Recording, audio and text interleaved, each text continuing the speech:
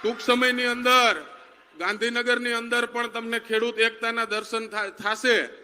ત્યારે ફરીથી હું એક સૂત્ર સાથે મારી વાત પૂરી કરીશ અને ભાજપના નેતાઓ કાન ખોલીને સાંભળી લઈએ કે અમે અંગ્રેજો સામે નહોતા ઝૂક્યા તો તમારામાં એ તાકાત નથી કે ખેડૂત એકતાને તમે તોડી શકો।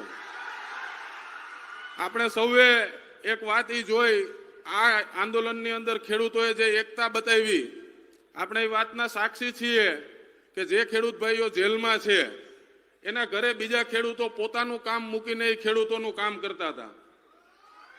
દિવાળીનો પર્વ ગયો ત્યારે પોતાના બાળકોને એમનેમ છોડી અને જે ખેડૂતો જેલમાં છે એમના ઘરે જઈને ખેડૂતોએ દિવાળી મનાવી।